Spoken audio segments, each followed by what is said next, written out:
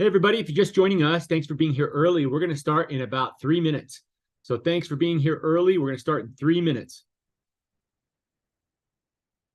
And I believe we are live streaming.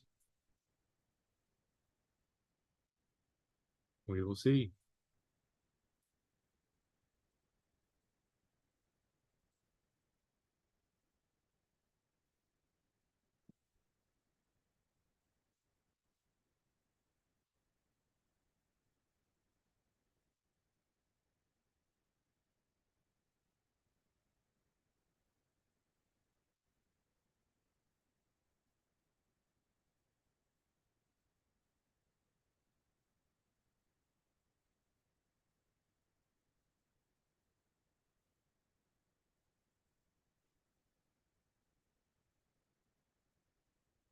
Hopefully everybody can still see me. I am on a Macintosh, which I do not normally do, and I cannot see anybody anymore.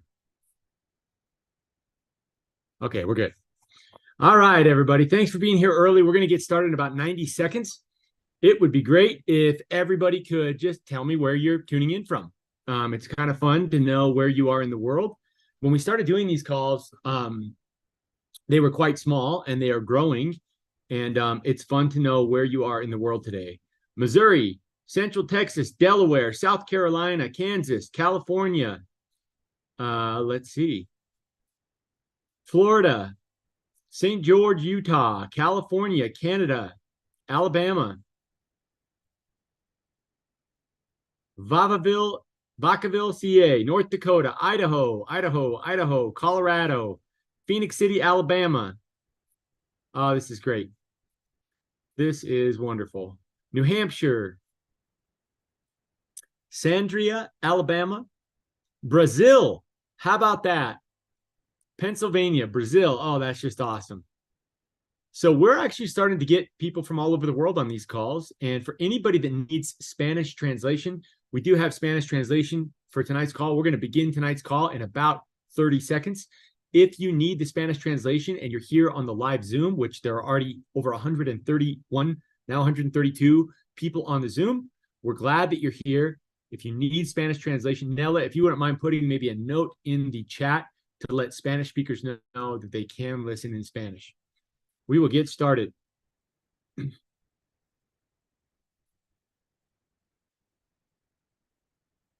Linda Ritz is saying she can't hear us. Can everybody hear me? Bree in Australia. Wow, that's awesome. So from Australia to Brazil to Canada to the UK. All right, let's go ahead and get this started. I just need 1 second to figure out where the recording tool is on a Macintosh. I have not done it on a Mac before, but my computer's in the shop. So just give me 1 second, everybody. Just bear with me. I want to make sure that I can record this.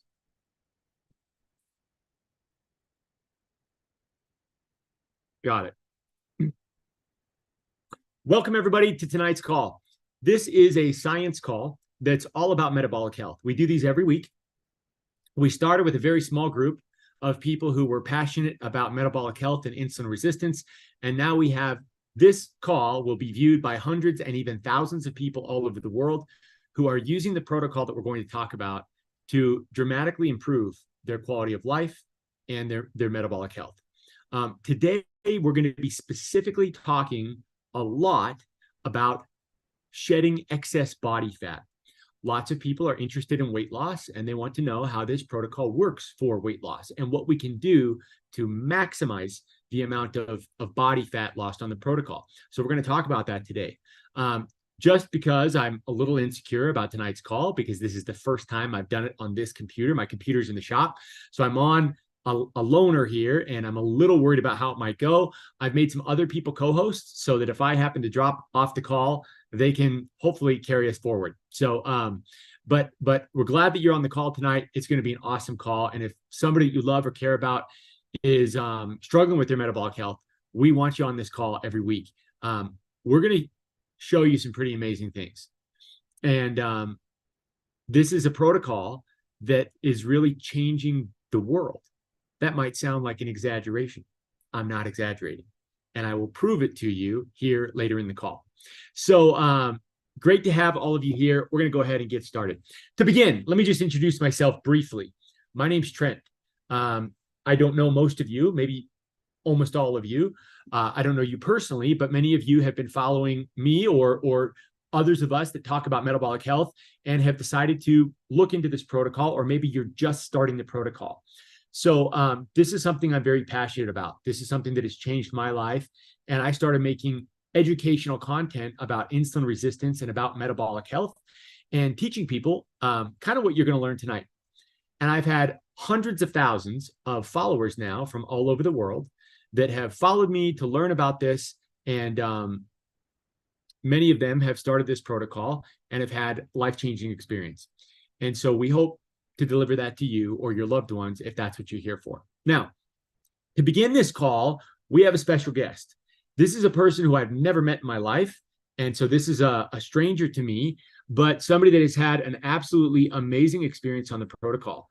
And just so people can learn what is possible here, we've invited Mr. Philip Blackman onto tonight's call. So let me bring Philip on. And Philip, I'm going to invite you to unmute, and we'll open our call kind of by talking to you about your experience. So we don't know each other. Tell us just a little bit about yourself, and maybe where were you with your health prior to starting this protocol? So my name is Phil. Basically, I got a couple businesses. I just like helping people. I definitely was in the food industry for a while, so that's another thing too. Loving food, of course. But a little bit about me before the protocol. Everybody, when you grow up, man, you feel like you're invincible a little bit. You can eat whatever, you can do whatever, and then realize like eventually you go get old and things start, not working the way it want to. So I wasn't eating right. I wasn't eating vegetables, drinking water really. After so long, man, it just started building up and catching up with me as I got older. And, I start seeing that I'm starting to build up a belly fat and I just start getting bigger over time. So And tell me, if you don't mind getting a little personal, what were some of your personal vices or struggles when it comes to food? For example, was it snacking? Was it overeating? Was it sweet tooth? What was it for you? Snacks. Everybody loves snacks. When you're running around, doing stuff, and you're younger and all that type of stuff, you like to snack, grab a bag of chips and cookies, and of course, back then, fast food, everybody was always grabbing or trying new places. So that was definitely something that, didn't help in the long run, of course. And so when you started this protocol, where were you at weight wise or A1C? I understand you had a really high A1C reading that came back that kind of scared you, and a diagnosis with that. Tell us about that. So basically, I went to the doctor. My glucose was a 303, and my A1C was a 14.4. So basically, what happened, they kept telling me that I'm type 2 diabetic, and it just wasn't going down. I was working out, I was doing all types of stuff, and the weight wasn't coming off. They gave me a blood sugar where you poke your finger and take your blood sugar. And they kept telling me like in the morning before when you wake up, it should be under, I guess, 90 or something or 80. And every day I was just waking up every single day testing it, and it was 270, like 320. Like, it wasn't nothing under 270. And every morning I just was getting depressed. I didn't even want to take pictures of it no more to show the doctor. After so long, man, you just like almost like giving up. Okay. So I think many of us know the feeling of considering giving up when everything we're trying is not working and we're frustrated and scared. And so tell us first, give us all a frame of reference. How long ago is this? I mean, when did you start the protocol officially? 90 days. So for 90, you've been doing this for 90 days. Now Yeah, I 90 days understand, was May the 7th. okay. So like 97 days or something like that, right? Right. So tell me about your first like week or two. Brittany was telling me that you got on this protocol and it was a rocky start for you. And many people, if they would have experienced what you experienced in the first week or two, maybe even the first month, I don't know how long it lasted, probably would have stopped doing the protocol. So tell us about that and tell us maybe why you stuck with it. So basically, when I first started, I actually started the day after I got my results from my blood work. So I'm like, if I'm gonna try something, I'm gonna try it now. Like, so I just gave it a shot. After so long, like I'm basically probably like a month. Boy, that fiber boy gets to you. I just couldn't get the fiber, man. The fiber was not reacting with my body like it was like everybody else was talking about. I'm like, this just not working. And I just kept, but me, I just forced through it. So I was forcing myself to take the fiber so my body can, because of course she was telling me, um, your body has to get used to new stuff. You know what I mean? Something that you're not used to. So therefore, I just kept taking it, kept taking it, kept taking it. And eventually I start getting adapted to the fiber. And yeah, for a minute, I just was like, man, this is not, it's just terrible. Like, Hey, man, I want to credit you with something because, the number one thing that separates the people that have fantastic results with this from those that just kind of, do sort of kind of okay is the willingness to endure a little bit of discomfort as their body adjusts. Now, some people, have a problem with that, but you stuck with it. So 90 days in, I understand you recently got some new blood work. Tell us about that. yeah, so I was just like, look, if this don't work, I told him I'm going, I probably start taking insulin. And that's what I said to myself. So I went in there, just I'm like, look, Doc, I just I didn't tell him yes yet. So I was just like, okay, I'm ready. Let's get the blood work. Soon as I went in and they took my weight, I was down 25 pounds. Um, After that, they seen that, they was like, oh my goodness. So they kept saying like, and then I start showing them my numbers from my glucose. I'm talking about I went from 270 to like 300 to like my lowest was 86 at that time. So they was like, they start seeing everything. So he was like, look, you lost 25 pounds. He said, whatever you're doing, just keep doing it. So I just kept doing it, kept doing it. Like I said, I got the blood work the next day. My A1C dropped from a 14.4 to a 7.2. And after that, my glucose dropped from like a 303 or three something to a 119. So basically, I dropped it basically half in 90 days. It that is incredible. I'm so happy for you, Philip. And credit to you for sticking with it, even though it was a bumpy, a rocky start, right? Right. I want to ask something, and we gotta wrap up. We're actually over time, but I did not want to interrupt you because that was just beautiful, and I appreciate you telling your story. But I started a little slow because of this new computer I'm on. So tell us emotionally.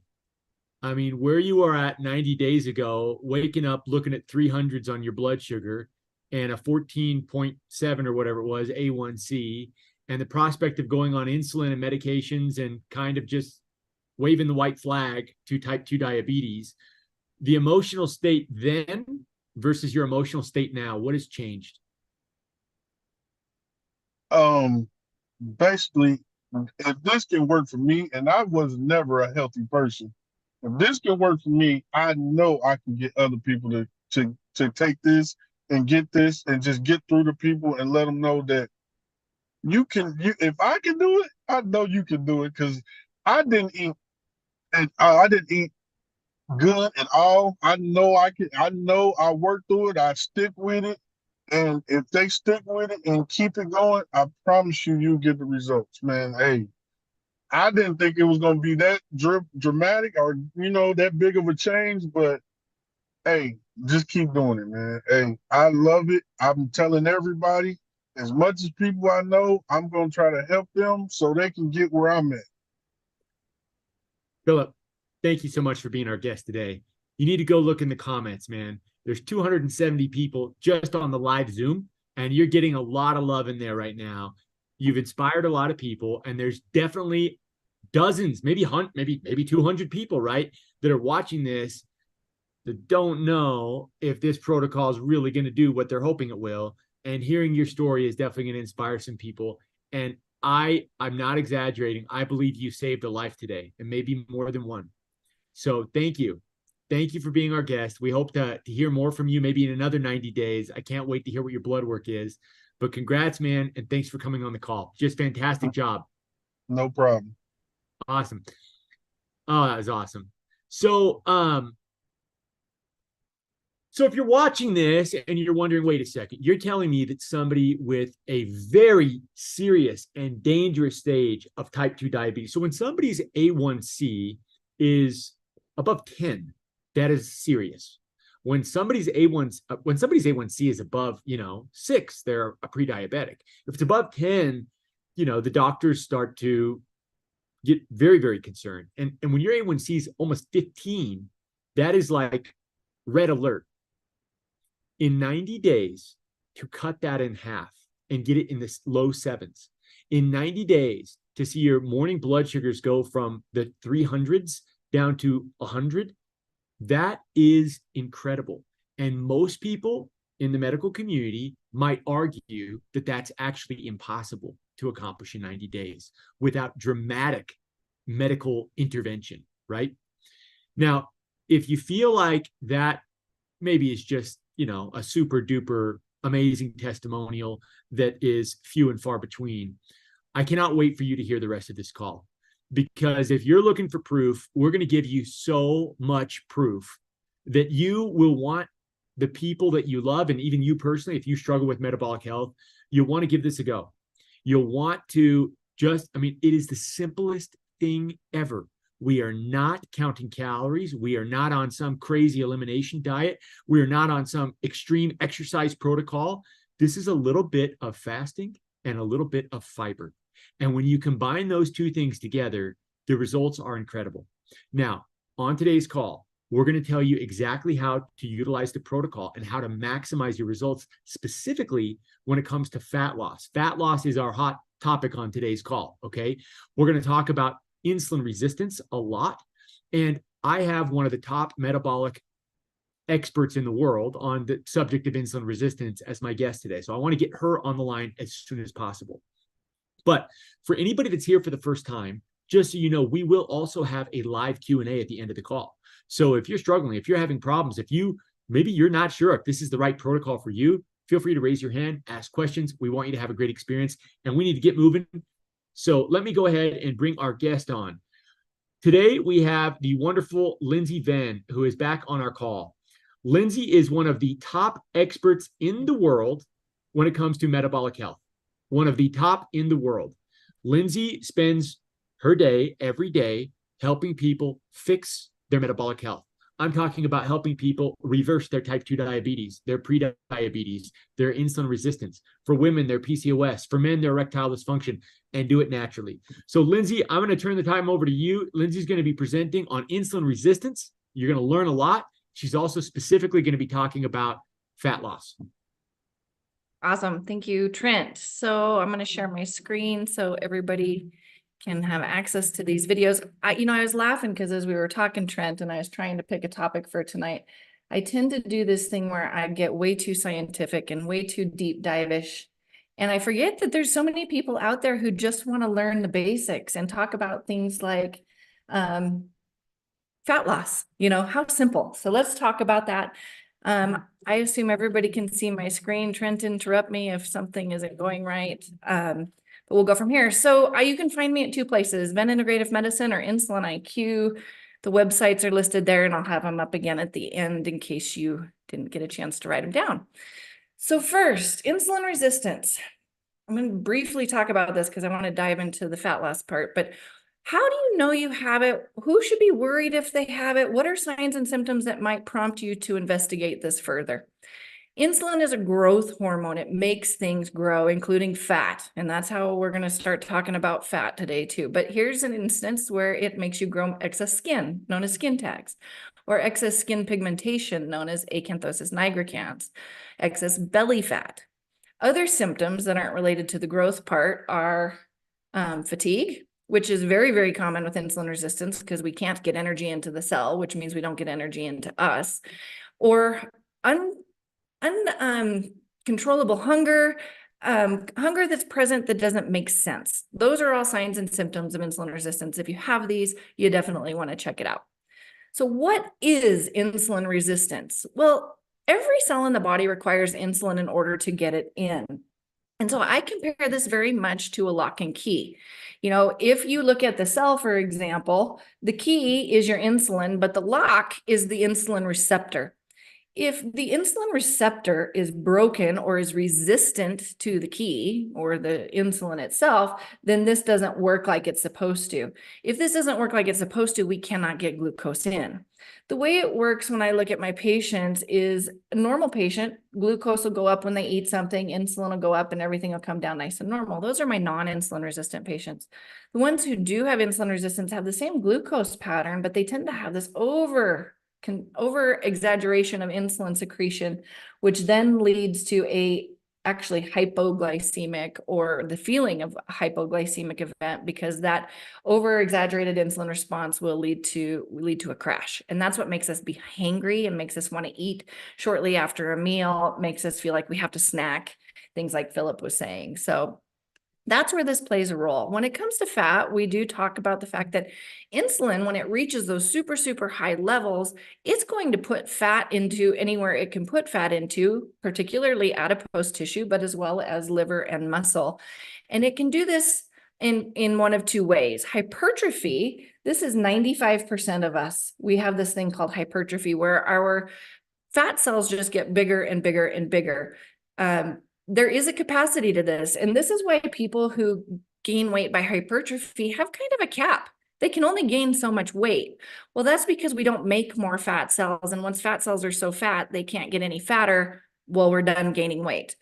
The other 5% of us, we do this thing called hyperplasia, and that is gaining more and more tiny little fat cells. This is actually a little bit healthier when it comes to metabolic health, but it certainly is a weight problem because we can gain obscene amounts of weight. This is my 600-pound life kind of people. But remember, insulin is the driver of this. Insulin is the thing that will lead to both an increase in hypertrophy and hyperplasia when it comes to your fat.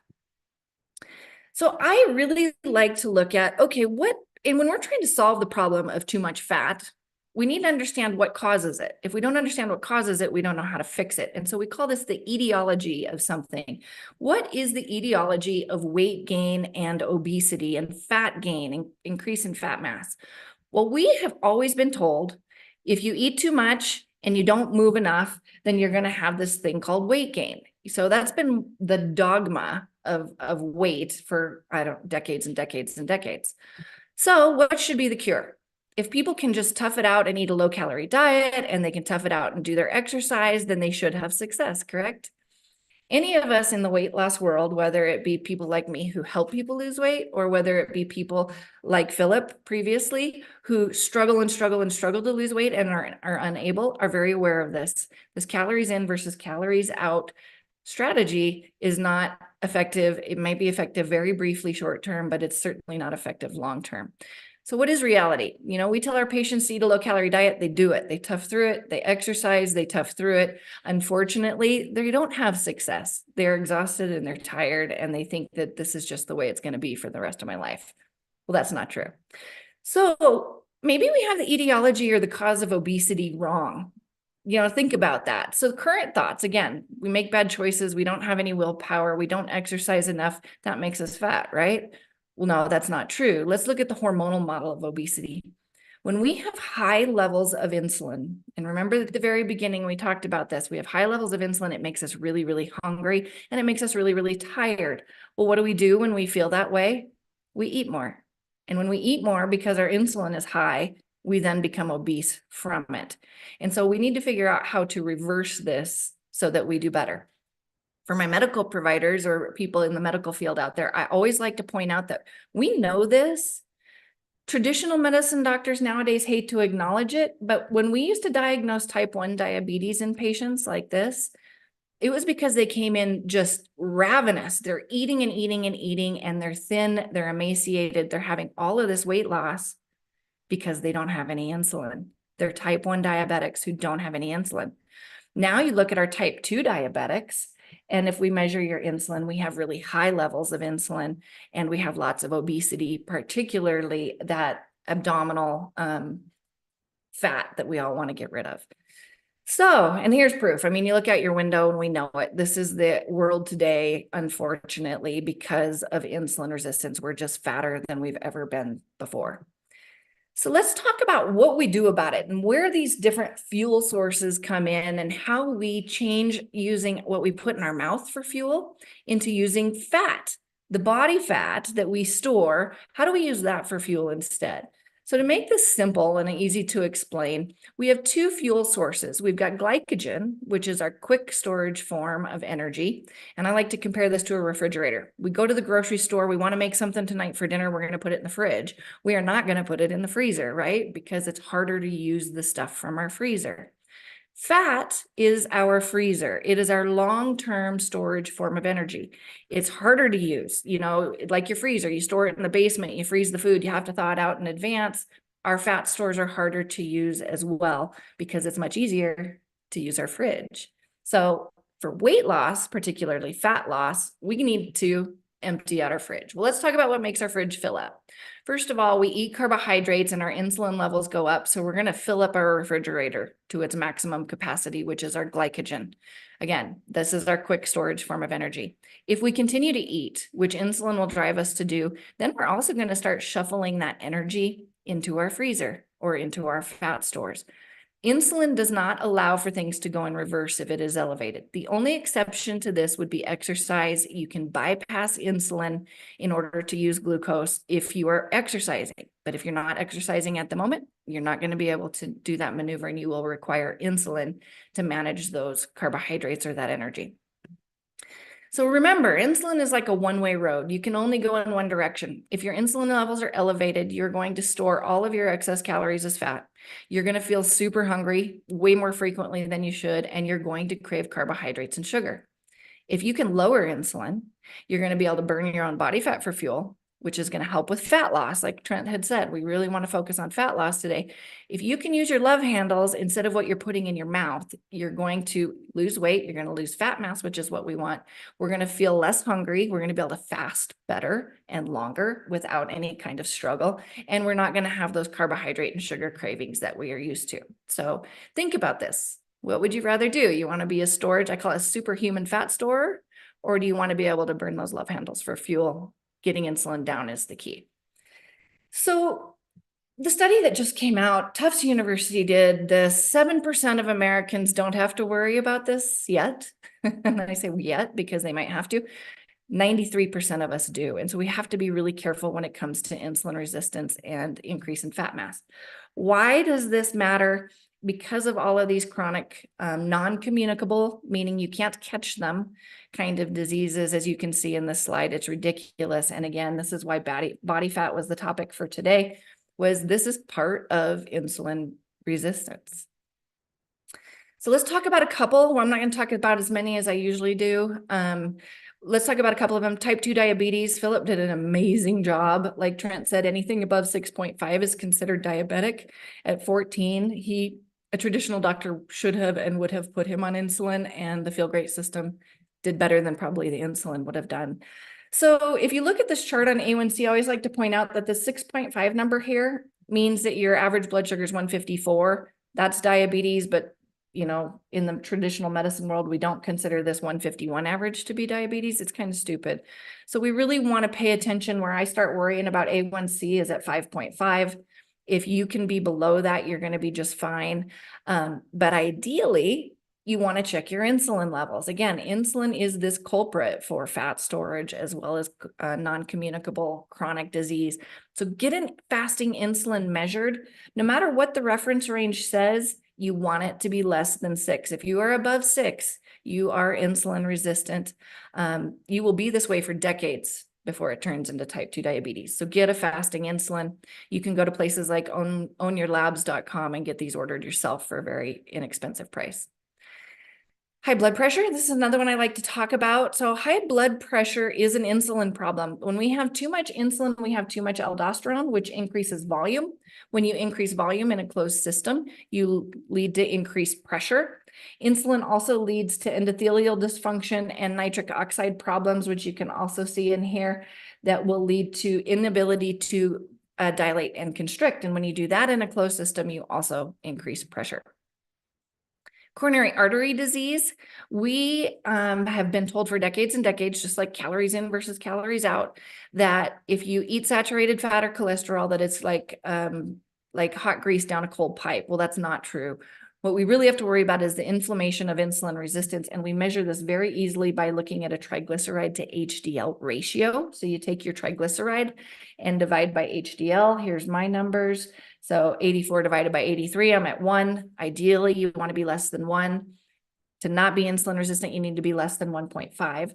Like Trent said, I look at these numbers all day long. I had a record, by the way. I had a guy with a 22 that I'm going to meet with tomorrow. So it can be really ridiculous. Anyway, triglycerides that are common, 150 is very common and considered normal. And an HDL of 50, again, very common and still considered normal, leads to an HDL or a triglyceride to HDL ratio of 3.0, which is actually pretty significant insulin resistance. So we need to pay attention to these things. Alzheimer's, type 3 diabetes. If you haven't heard this yet, you need to be aware. This is very much insulin resistance of the brain. If glucose cannot get into the brain cells and you are not on some diet that forms a form of ketones like intermittent fasting or low carbohydrate or using the Feel Great system, you don't make ketones. And so you do have this very increased ability to create cognitive decline, brain fog. A lot of us, and I should put that on the insulin resistance side, brain fog is this. It is insulin resistance of the brain. Fatty liver, number one cause of hospitalization worldwide and in the US when it compared to any kind of liver disease, whether it be alcoholic liver disease versus hepatitis C, fatty liver is now taking over. This is a very hard thing to actually catch. So we want to make sure that we are paying attention to our insulin resistance more so than we're paying attention to our liver enzymes. Fertility is one that we see, infertility is one that we see all the time. PCOS is caused by insulin resistance. As you can see here, some other symptoms you might look for: hair loss, irregular periods, facial hair in women, acne, those kinds of things come from insulin resistance that's leading to PCOS. Because we cannot make enough estrogen, we don't ovulate, and we develop all of these problems that are androgen specific, which means we've got too much testosterone. And then lastly, men. Infertility in men, we do know is a problem, and this is related to testosterone. The correlation between high insulin and low testosterone is very well established. You can reverse this. You get insulin down, you'll get testosterone up, which helps with sperm production. Or again, this vasodilation, vasoconstriction thing, insulin resistance inhibits your ability to vasodilate, which obviously causes problems with ED. Getting insulin down, this is an easy way to fix this. So what do we do? And this is where I really love what Trent had to say. When it comes to fixing all of this, including wanting to lose fat, we want to incorporate, in my opinion, two things. Number one, the Feel Great system is a fantastic way. It's a fantastic tool to make things easier. The other thing that we do at Insulin IQ, this is Ben Bickman, for those of you who don't know him, we incorporate intermittent fasting, low carb eating, the Feel Great system, exercise, stress management, and sleep, all in order to help lower insulin. Again, if you lower insulin, you are going to be able to burn fat instead of store fat, and you can reverse these chronic diseases. So Again, if you want to reach out to me, here's my contact information. I'm happy to help. Insulin IQ is offering a 10-day free trial to our community membership. So go to insuliniq.com and you can connect with Rich and Carly and Ben and myself. And we're happy to help you with your journey of insulin resistance and fat loss. So Thank you so much, Lindsay. Guys, this is such a luxury. This is somebody who I'm not paying any money to. I've not coerced her into coming here. I've not held, her children hostage. She's coming here as one of the top experts in the world because she believes in what we're doing. There are 291 people on this live Zoom right now. Many of you are watching live on Facebook or live on other apps. And so who knows how many people are seeing this. But the reason that many of you are here is to be educated. I've learned that people actually don't want to be medicated. They want to be educated. They want to understand what they can do to fix the root cause of their problems. And the protocol I'm about to explain, it fixes the root cause of the problem better than anything else I'm aware of. Now, I want to just kind of share with you, I'm a little actually embarrassed to even talk about this, but I want to share something with you that I don't think I've ever shared before, certainly not on this call. So for a long time, for a couple of years, actually, I did health coaching. And, I would bring in these people who most of them were interested in fat loss and weight loss. And many of them had prediabetes, type 2 diabetes. They were insulin resistant, right? And so I would bring them in and I would do this like assessment. And my assessment, the first thing I would say was like, what are your struggles? Right? I would ask the person that I was coaching, what are your struggles? What are you struggling with? And the answers were always the same, right? So one would be like sweets, sugar, processed food, right? Another would be, well, I struggle with snacking. Like I'm always grazing. I feel like I need something to chew on. And if I'm bored or stressed or emotional or sad or whatever, I turn to food. So, there was a lot of snacking. Another thing that a lot of people had a problem with, and this was my problem, is overeating, like eating so much at meal times past the point of being satisfied and even past the point, in my case, of being full. Just too much food, right? And so, then I would come with my program and I'd be like, hey, so here's what we're going to do to fix the problem. All right. The first thing we're going to do is we're going to stop eating junk. And, when I would say this, I knew that it would work and I knew that they needed to stop eating junk. But I had this little voice in the back of my head that says, Trent, they just told you that is something they struggle with. And now you're telling them stop. And then I'd say the other thing we're going to do is we're going to stop snacking, right? Also, another struggle was no energy, which is a polite way of them telling me that there was no exercise happening with consistency, right?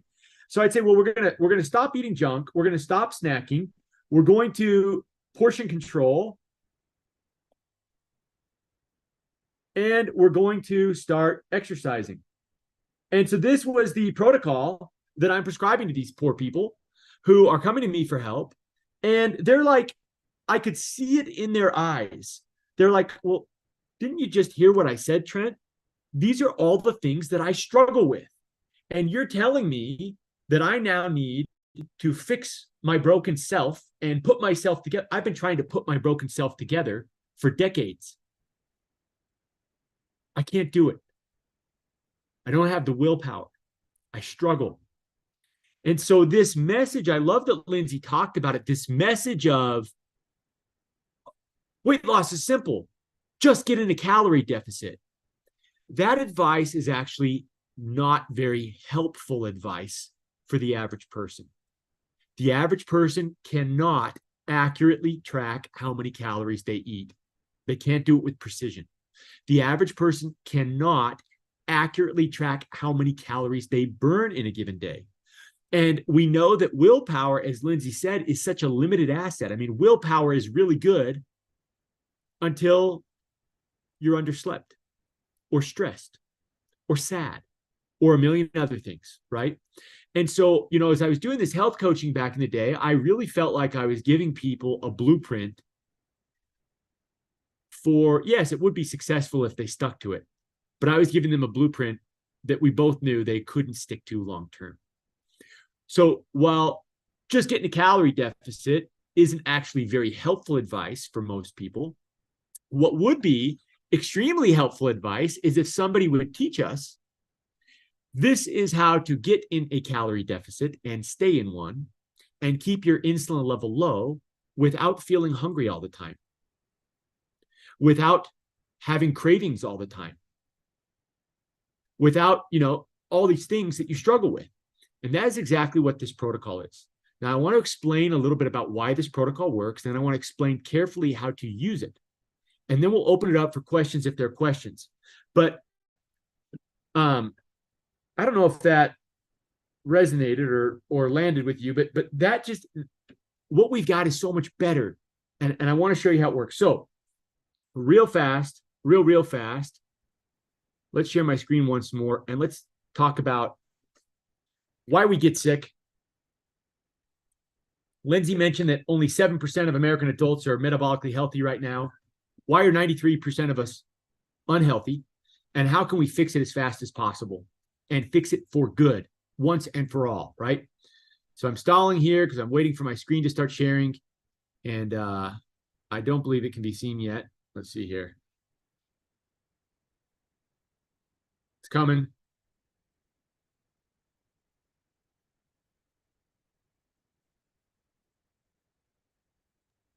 Trent, while you wait for that, I will pipe up because I'm just realizing I didn't say it in my presentation. The way to lose fat is to empty your fridge. So you have to tap into your freezer. And that's where this comes into play, is that the fasting and the balance and getting glucose down and keeping carbs down is what empties that fridge. So you have to use your freezer for food. So love it. Thank you, Lindsay. So why are we all getting sick?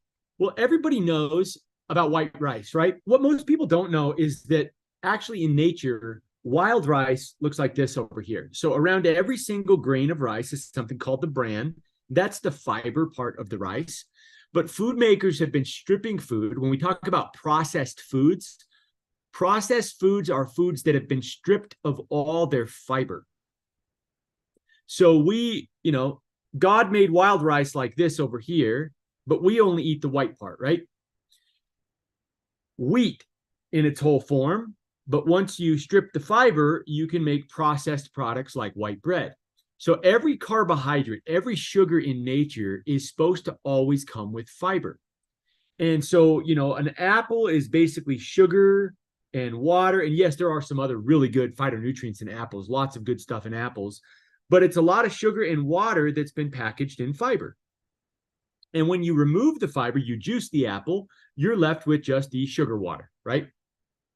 What has happened in the last 50 years with the processed food revolution is all of our food, our bread, our pasta, everything that comes in a box, a bag, or a package that is processed is basically a bunch of sugar water. It causes blood sugar to go up. There's nothing to control the blood sugar. What would control the blood sugar and the insulin? The fiber would, but the fiber's been stripped, right? Even sugar itself in nature comes packaged in fiber. And so when we know this is not, conspiracy theory here. We know that fiber is the bomb. I mean, if you have diabetes or pre-diabetes, fiber is your friend because it helps with blood sugar control and weight management. It lowers your risk of heart disease and cancer. Fiber is specifically what controls blood sugar and insulin. Fiber is specifically what controls, prevents your body from taking in some fat and cholesterol, lowering triglyceride, lowering cholesterol. It helps with digestive health, gut health, right? It is amazing for your digestive health. But fibers are also what keeps us feeling full and helps with weight management. Did you know that when you get the right types of fiber in your diet, it actually keeps you feeling fuller for longer? It makes it so you don't feel hungry or crave, ravenous all the time. It also creates a gel in your stomach Matter of fact, I'm going to mix up some fiber right here on camera, actually, and just demonstrate this. So when you get the right types of fiber, which is what we use on this protocol, and you mix it with water and you have this with your meals, when you first mix it with water, it's very thin. It's like the consistency of orange juice. But I'm just going to let it sit for a moment and we'll come back to it. So when they started taking fiber out of everything, we started getting sick. Everyone, not just, a few of us, like Lindsay just said, 93% of Americans are metabolically unhealthy. And it is everywhere. Okay. Now, when one kid is failing the class, you have an individual problem. So if there was just one of us failing this class, or if 10% of us were failing the class, we could say, all right, those people don't have enough willpower. They need to, eat less and move more. That would be a valid argument if only 10% of the kids in the class were failing. But when everyone's failing, you've got a systemic problem. So because this is being removed from everything, we are losing a grip on our metabolic health. When God made energy, when he made food in carbohydrate form, he packaged it in fiber. Take out the fiber, get sick. The other thing that's kind of terrible is eating and snack. Of course, if the food's not satiating, you're going to have to eat and eat and eat because you're never feeling full. And when you eat and eat and eat a processed food, your blood sugar goes on a roller coaster. That's the blue line. Your blood sugar spikes and crashes and spikes and crashes. Now, this will make you feel like you have no energy and no willpower, because every time your blood sugar crashes, you feel hungry. In fact, you might even feel lightheaded. You might feel hypoglycemic, right? But insulin, that's the purple line, remains elevated all day, and we become insulin resistant, or we get hyperinsulinemia like Lindsay was talking about. So again, it would be very, very helpful advice if somebody would teach us actually how to achieve and maintain a great calorie deficit if we're trying to maximize fat loss, but without feeling deprived and, without asking us to just grit and bear it, right? And so that is what we've done with this protocol. We're going to take all the research and data we have on fiber and all the research and data we have on fasting, and there's literally hundreds and hundreds of papers on both of these, and we're just going to combine the two. And so this is what we're doing on this protocol. Now, if you've not started the protocol and you still are totally lost on what we're talking about, I'm going to show you something in about 5 minutes that will blow your mind, okay? But before I do that, before I show you something that's just truly incredible, this is how the protocol works. So, most people are used to breakfast, lunch, and dinner, right? What most of us are doing on the protocol is we are skipping a meal. We are doing some fasting. Now, when we fast, we're actually not starving. We're just switching fuel sources, like Lindsay said, right? Instead of burning food for fuel, we're burning what's in that deep freeze in the fridge, right? We are burning fat for fuel. And our bodies actually feel wonderful when they burn fat. If we can get them to do that, the body and the brain feels great on fat. But because this is hard for most people, what we are doing is, we're taking the $5 we save by skipping a meal, and we're going to use that money to actually buy some things that will make willpower easier. We're going to make it easier on us, right? Now, if you struggle with willpower and dietary discipline like I do, this may save your life. So the Unimate, this is used, these yellow packets are used to make fasting easier. They do a lot of great, and the Unimate does some incredible things. It increases your GLP-1 by 60 to 70% naturally, so you don't feel hungry. But I mean, it really just makes me forget about food and makes me not care to snack. This is really helpful for me. Then when it's time to have my heaviest meal each day, and I actually usually do it before both meals, I will have a packet of the fiber. And this is a blend of fiber that is it's unlike anything I've ever seen in my life. I've looked far and wide. I cannot find anything that will replicate this. So once it is given time, it will start to thicken and form a gel. So what was once very liquid and thin is now a gel. And this happens in your stomach. So you drink it while it's in liquid form, and you then eat your meal, and it creates a gel. And this is what fiber, the right types of fiber, do around the food that you eat, right? And I was just on an airplane today, and they gave me these delicious Biscoff airplane ginger cookies, which are like my favorite. And since I have one of these handy, I will pull one out. So this cookie represents processed food, right? This is carbs, this is fat. Potato chip is carbs and fat. Anything we eat nowadays is pretty much carbs and fat if it's processed. And normally when we eat this, it causes a blood sugar spike and an insulin spike.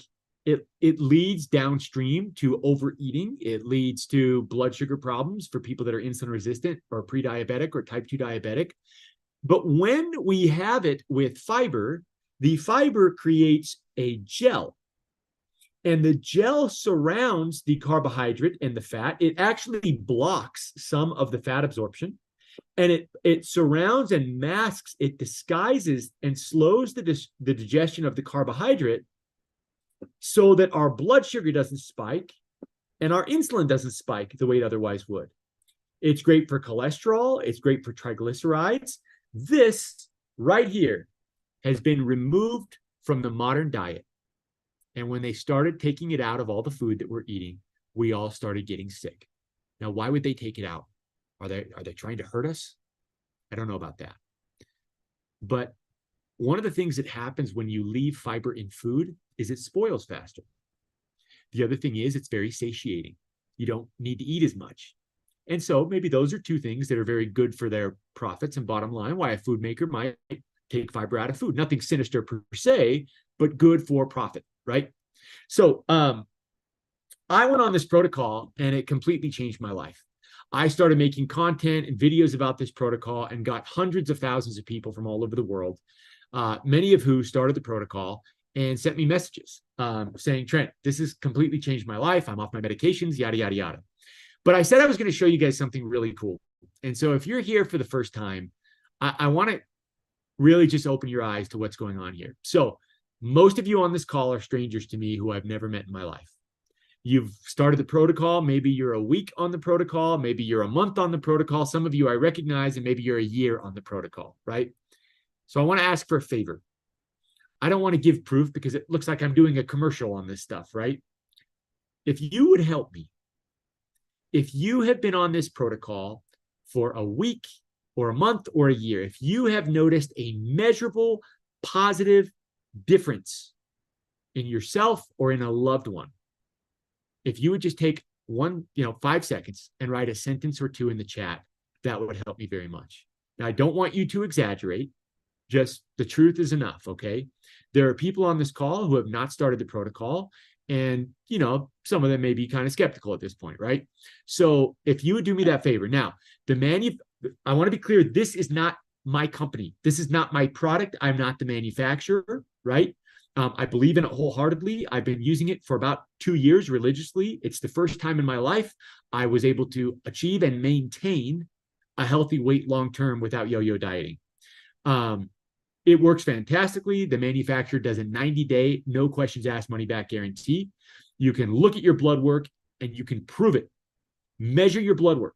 When you go back to your same doctor that you've been seeing and they do your blood work again, it will be a dramatic, measurable improvement, just like Philip shared with us, or the manufacturer gives you all your money back.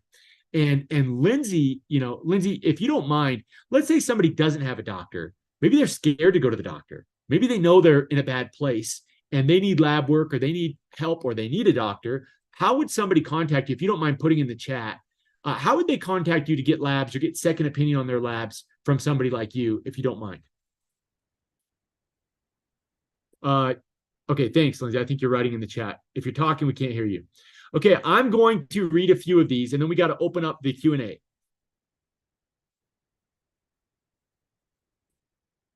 Rose Golda, this is my 3rd week. I was 263, and now I'm down to 249. I have so much energy. Holy cow, 14 pounds in 3 weeks is no joke.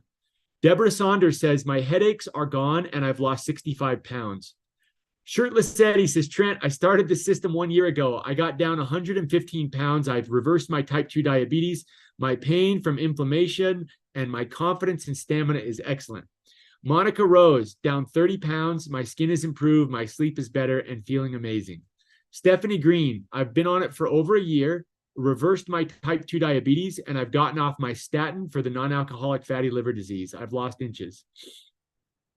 Christy Henderson sent me a direct message and said, my IBS symptoms were resolved overnight. I'm 2 months in and my inflammation is gone.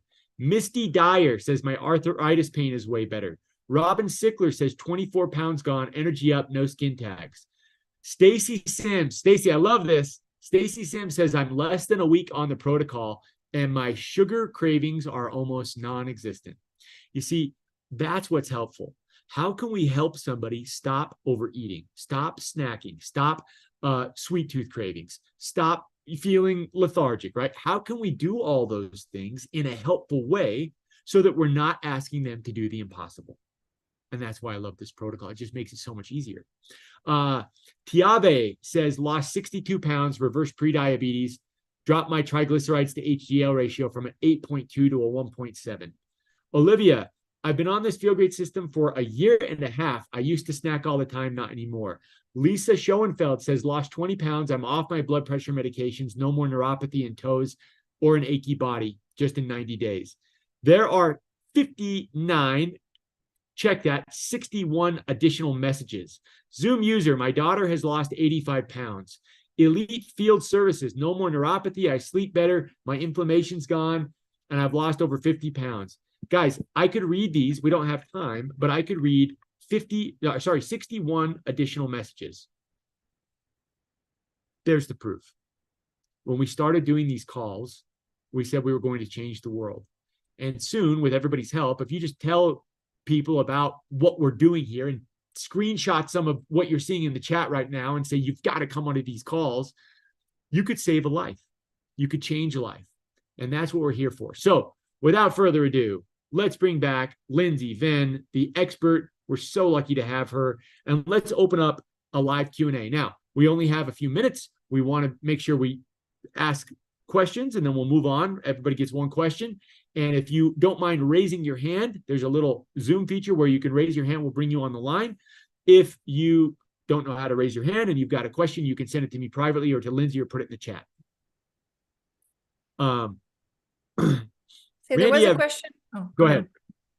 Oh, I was just gonna say there was a question earlier about how to measure your insulin resistance other than triglyceride to HDL ratio. Get a fasting insulin and glucose. You can go to ownyourlabs.com and order that yourself if your doc won't.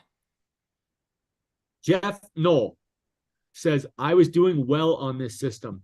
I fell off for personal reasons. I hope to come back better than ever soon. Hey, Jeff, I hope you will too. I know what it's like to fall off the wagon. This is the easiest wagon to hop back on, right? It's the easiest wagon to hop back on. And, I know that some people are worried about like, could I try to do it with water only? Could I fast with water only? Could I eat a lot more fiber in my diet? And the answer is yes, you could certainly do that. So if, Jeff, I don't know you, and maybe it has nothing to do with it being cost prohibitive for you, the protocol to get 2 Inumate and a balance each day, it's about $5 per day. But I mean, we're skipping a meal. And so by skipping a meal, you take the $5 you save and it's cost neutral. But if it's cost prohibitive, you could certainly try doing it as best you can without the protocol. I can just tell you from personal experience, that's the wagon everybody falls off nonstop. This is an easier wagon to stay on and it's cost neutral. So if you could swing it, brother, this works better than anything I've ever tried. Okay. And there's a guarantee. Also, I have a question from Wendy. It was a DM. Is there such a thing as starvation mode? And can you stop burning fat for fuel? And if so, how do you get out of it with the right food? So there is such a thing as called starvation mode. And it's that calories in versus calories out model I was talking about. That's the biggest loser, if you think about it, where they are exercising these people to ridiculous extents and feeding them very low calorie. Your body's metabolism will slow down. If you feast and famine, which you are absolutely able to do with Unamate and the balance, you will not enter starvation mode. We actually show a 250 calorie increase in metabolism if you measure your basic metabolic rate by lowering insulin. Again, feast and famine, not starvation mode. Here's a question from Willie Brumfield. It says, what is the best way to raise my HDL? Exactly what we talked about in the call today, doing Feel Great system, low carb, whole food, get those seed oils out of your diet because those will drive HDL down. If you need extra help, omega-3 supplementation and niacin can actually help drive that up, as well as exercise. So make sure you're exercising a lot. Thank you, Lindsay. Okay, Crystal Swan Griffin has a question, her hand raised. Crystal, we're going to bring you on the line live. Welcome, Crystal. Hey, well, thank you. Hey, I got a quick question for Lindsay. I have a friend, she's on the call. She may want to identify herself and she may not. Her fasting glucose was 87, but her A1C was 6.6. And then they did an average of her glucose and it was showing like 140 something maybe. Yeah, that's a high Now, A1C. why would they want to put you on medication if your fasting glucose is 87? A1C traditionally is the thing that we look at to get that 3-month average. But here's the big question, and for your friend, if our red blood cells live longer than 90 days, they have more exposure related to time to glucose. A1C assumes a 90-day half-life, which means that elevation is related to increased exposure related to increased glucose. So fructosamine or a glycosylated albumin are the two tests that you can get done to rule in or rule out that A1C, or to get a CGM, because maybe her fasting is low, but the rest of the day and overnight is high, and a CGM would also tell us that. So does that help? I may have to send you a message later. Yeah. Thanks so much, Crystal. You're so smart. Thank you. Thanks so much, Crystal. Hey, we've got time for maybe 1 or 2 more questions. And there's one that I want to ask here that came through about, will it help my swollen ankles and my sister's Hashimoto's? We've done some other calls where we've talked about thyroid, and maybe that's a good topic for next time we do one of these, Lindsay, is talk about thyroid, Hashimoto's, hypothyroidism, hyperthyroidism. You know, these autoimmune things are definitely different animals. But actually, Crystal, who just asked that question, Crystal has been on our call before because she had Hashimoto's and lost over 50 pounds on the protocol, and it's totally changed her life. With swollen ankles, Lindsay, do you have any? I know tons of people with fluid retention problems are having amazing success on this protocol. Any response to the ankle question? Yeah, absolutely. So again, fluid retention is related to increased aldosterone from increased insulin. You lower insulin, you are going to dump fluid like crazy, one in itself, but two, again, if those vessels are not constricting the way they're supposed to in the lower extremities, if you improve the function of the endothelial cells by improving insulin, you should get better constriction and ability to clear that fluid. Also, the leaky, we call it leaky gut, but we also get leaky vessels that lead to that is improved by lowering insulin. So threefold benefit. Awesome. Okay, we're going to go to our last question. We're going to bring you on the line with your question. Your name is covered by my cursor and I cannot move it. So go ahead with your question. Linda. Yes, thank you. So I've been on the protocol since December. And I can't say that I've gotten rid of all sugars and stuff, especially Christmas time, you know, but I don't constantly eat it. But I'm wondering, you know, my metabolism is probably slowed down. I'm 63. And so that might have something to play into it. Is there like 1 or maybe 2 things I should really focus on? I'm not getting as much exercise as I want. I normally do. I know that. But I know low carb does help. I'm just like trying to talk myself into doing that again. What are your goals? To probably lose 10 pounds is really where I need, but firm things up, you know, more that, and then just feel not as achy all over. I'll ask one more question and then I'll let the expert respond because this is a better question for Lindsay and me. how long have you been doing your fast? How long is your fast? I start eating right around noon, 11:30, 12:30 till 8. I do the 16-8 fast typically. I mean, sometimes it's a little off, but that's what I've been doing. And I can easily go without breakfast. This morning though, I was like, okay, 11:30, 12, I'm hungry, where I'm feeling my stomach starting to growl. So, and drinking, I'm drinking the mate. I sip on it. I don't drink 2 of them. I don't know, that's a lot before lunch, I guess, but then I do drink my balance before that. Lunch is, I try to make my biggest meal. Okay. So, Lindsay. So you almost answered your own question. I hate to say it, but we have to chase the insulin beast. And if okay. we can chase it in one of a variety of ways. I have many, many patients who will not go low carb, and that's totally fine, but they have to flex their fasting muscle. And then they have to feast at that meal or that meal and a half, because if you are low calorie, you're going to slow down your metabolism. So it always is in the effort of chasing insulin. If you can even just make lunch very, very, very low carb, that still allows, I like carbs less than 50 a day in women. That still allows 50 grams of carbs at dinner with your balance, and you Okay. would be fine. And I would bet if you could do that very low carb lunch, less than 50 at dinner with the balance, that you would see a change in what's going on. Okay. Thank you. I appreciate that. I want to say, as we close this, I really appreciate you coming on, Linda, and asking that. One of the things I don't like about these calls, and I'm trying to change it, is, we have this environment here where there's 270 people on a call. They're all saying, yeah, this is amazing. I've lost 50 pounds. And the people that are struggling, that aren't seeing the results as fast as they were hoping for, are like, well, maybe this doesn't work for me. And I did not lose a pound for the first 5 weeks I was on the protocol. I mean, I felt good, but I didn't see any progress. So I'm really grateful that you came on and told us you're struggling. And if any of you are struggling, reach out to us. And on next week's call, blow me up, right?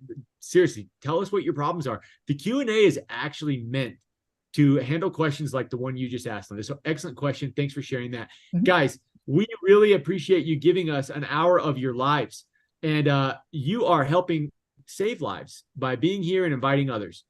This is something we do every week. We hope you'll join us again. There's different topics now. We're jam-packing these with education. If you or somebody you love is struggling with their metabolic health, invite them to this call next week, and they will thank you later. Love you all. Have a great night. We'll see you next time. Thank you, Lindsay. Thank you, Philip. Thank you,